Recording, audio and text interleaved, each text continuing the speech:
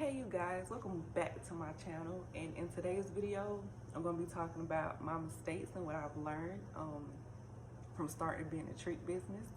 Things I wish I would have known before I got started, just so I could have avoided it. And alright, let's get started. So I got my list so I wouldn't forget. So first I want to talk about pricing. Pricing was it still was my biggest struggle, I say, because when you starting out, you don't want to scare people away with your prices, so you kind of lowball yourself. And doing that, by the time you buy the supplies, spend your time decorating and everything, and at the end of it, you like, I really cheated myself. So this year, going into 2024, making that change to see some profit, better profit, I say. Time. When I first started, I realized that I was up when the sun came up. I was starting early. I'm like, okay, on time, getting a good start. Next thing you know, by the time I finished, I was still up the next day watching the sun come up. I was through. I'm like, see, yeah, no, that's what we're not gonna do. So now what I do now is do more research and figuring out what treats you can do so many days in advance. Like, work on this, work on that, work on this. And shout out to my mama, because I would be running around the kitchen like a chicken with my head cut off, because I was over here trying to get this done, over here trying to get that done, this done, that done. She was like, take your time, work on one thing at a time. And lo and behold, that's what I started doing, and it made so much of a difference. I cannot, really explain. Like, it really made a difference. I'm like, wow, just concentrating on one thing at a time versus running around trying to work on this and work on that, it makes a difference. And kind of back to the pricing, I know you want to bring the customers in, but know your worth. Know your worth. I get told that a lot, because people's like, you gotta include your time, you gotta calculate how much you spend on all your supplies. And I wasn't doing that because I was too worried about, is somebody gonna buy this, would it be too much? But now I'm in this business like a year now, so I've learned from my mistakes. Let's see, Father's Day was a real busy day. I did the baseball caps with the teams on them, very successful. But let me tell you, I know how important it is to want to give orders. But when you take on so many orders and it's just you, yeah, you're gonna find yourself somewhere you don't want to be. Because let me tell you, I forgot how many orders I had for those caps, but I literally had got no sleep for 2 days straight, baby. Let me tell you, I literally didn't sleep for 2 days, to the point I felt like I was going crazy.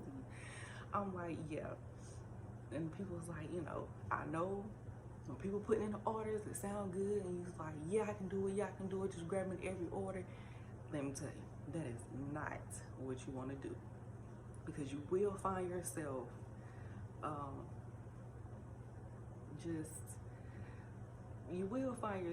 I would say, in a tough spot, right? A lot of orders sound good, but if you don't have no help and you're trying to do it all yourself, keep that in mind, because that was rough. So 2024 will make a year in this business. Actually, me and my cousin, we have a business called Born to Create, and she does the shirts and I do like the treat tables and stuff. She do like any custom shirt, and we work together and collaborate, and I love it. I love working together. It's truly a blessing to be able to come together and make someone event, like match up with the shirts and the treat tables. But yes, we are going into a year. I can say I'm very proud of us, because starting out, I was terrified. I was like, I'm scared to post it. What if I don't get any orders? Then I will feel shame. But then, you know, I was getting told, don't feel ashamed, ain't nobody gonna know, you know. And see, starting out, you have to, you know, just kind of make stuff to post it until the orders really start coming in. And that's what I was doing.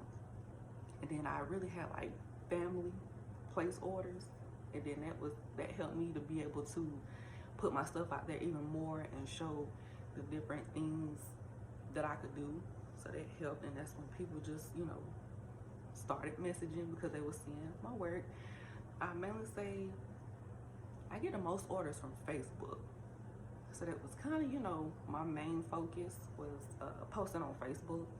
You really are. And just keep posting, whether it's old content you already posted before, somebody else may not have seen it. Or if you decide you want to get in the kitchen and make something just to have something posted, do it. Because I had a slow moment, right?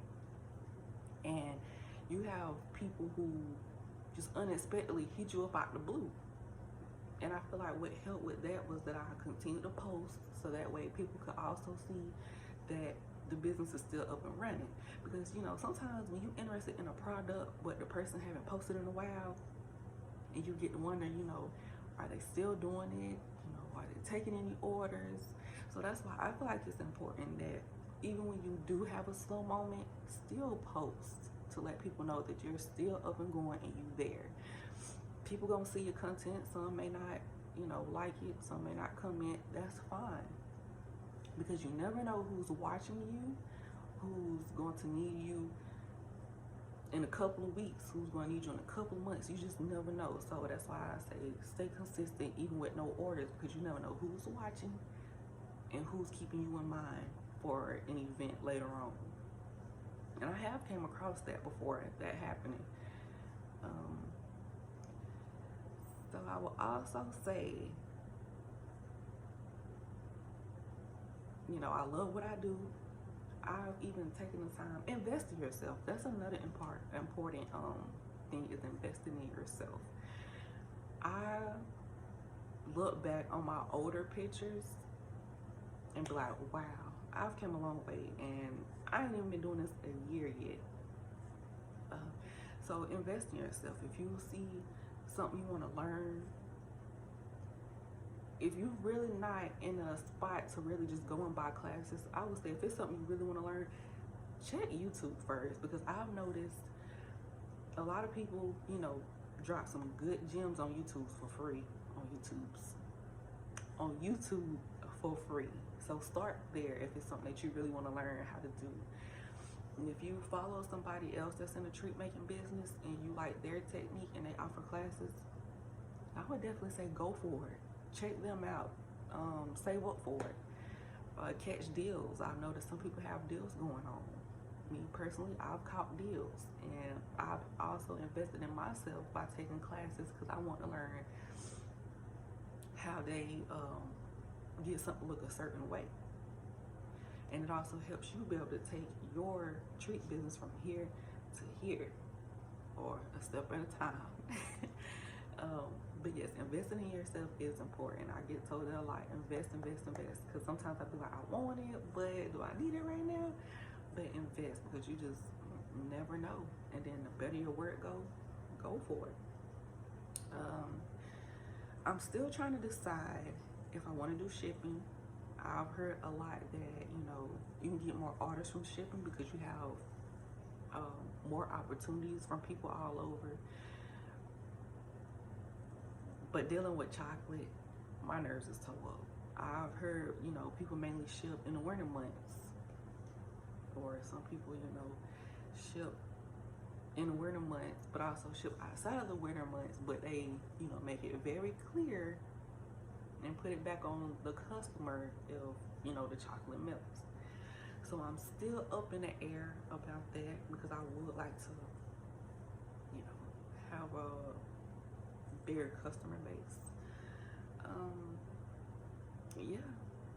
I see a lot of posts about people not really supporting people locally, like where you're from, and people support who they want to support, which is true. They support who they want to support, but if you know you're doing everything right, just keep going. Somebody's going to hit you up, because that's where I almost messed up at. I almost didn't get into the treat business because I was like, is anybody gonna order? I don't know.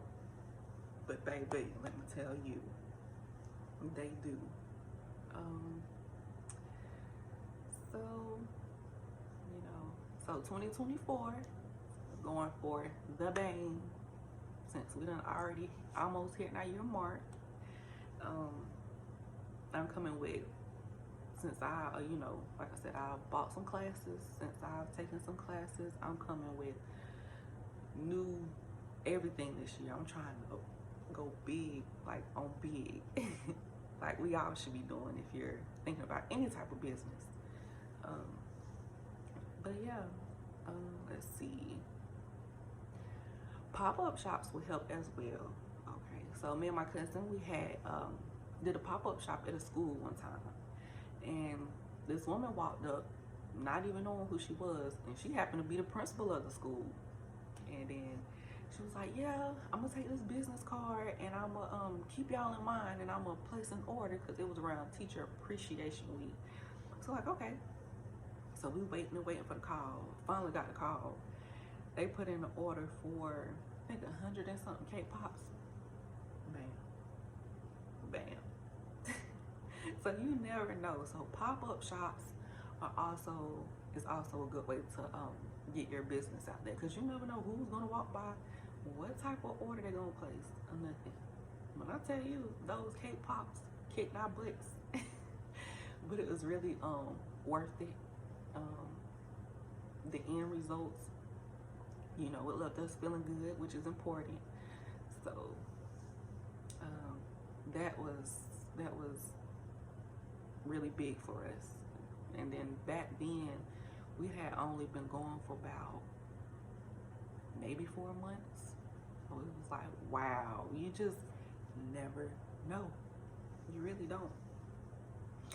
All right, so I hope this video was really helpful. You can comment down below if you have any more questions. I will be doing more videos, dropping gems, such as like what's the best supplies to use when using chocolate, and how to get the perfect dipped strawberries. So if you're interested in learning more, be looking out for that video. Bye.